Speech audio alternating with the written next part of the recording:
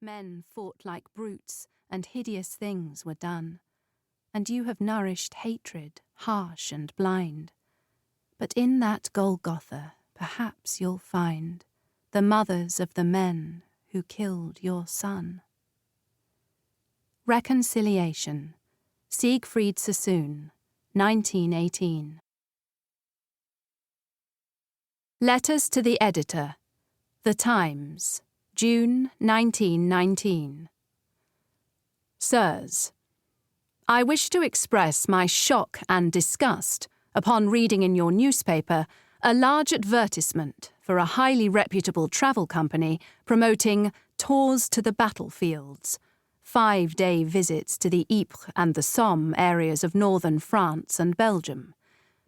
The very next day, you carried a report on the same topic, in which it was stated that several thousands of visitors have already undertaken tours provided by this company and other groups.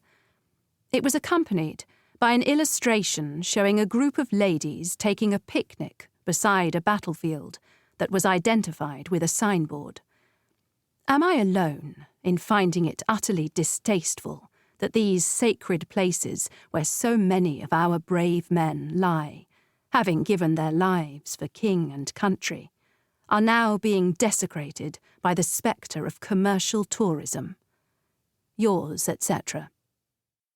Sirs, your correspondent claims to be shocked by the thought of the battlefields of the Somme and the Salient being desecrated by the spectre of commercial tourism. Having just returned from such a tour, I must protest that our visit was the very opposite of such a thing.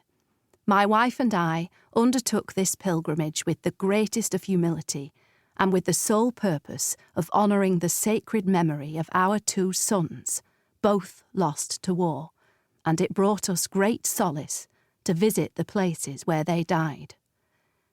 In addition, visitors like ourselves are bringing vital income to these areas, which will help support the almost unimaginable task they face in rebuilding the towns and villages devastated by war.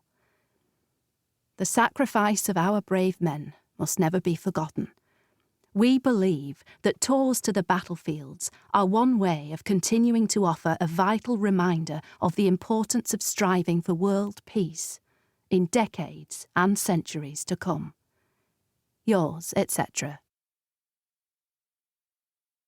Chapter 1. Ruby, July 1919.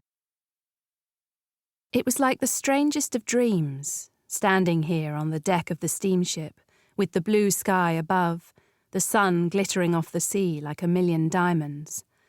To her right, the grey slate roofs of the little town huddled almost apologetically beneath those magnificent cliffs, so much higher and more brilliantly white than she'd ever imagined.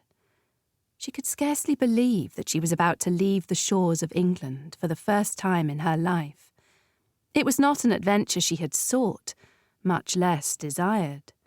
Why would she want to cross that treacherous stretch of water, the English Channel, to visit a country so recently torn apart by 4 years of terrifying, tragic events? She was still only 21, and she considered that her short life had been tragic enough, thank you very much, without inviting further danger and heartache. What she most wanted, now that peace was here, was to live a quiet, ordered life, honouring his memory by working hard and trying to be kind to others who grieved like her. There were plenty of them, for heaven's sake. No family had been left untouched by the tragedy. She would keep herself to herself, would never allow anyone else to break her heart. "It's the best I can do," she wrote in her diary. "The only thing I can do, when he's given his future to make ours safe from the Hun. How else can we make sense of it all?" So when, after serving tea that early June afternoon, his parents solemnly sat her down in one of their overstuffed armchairs and presented her with the Thomas Cook brochure, she thought at first it was some kind of joke.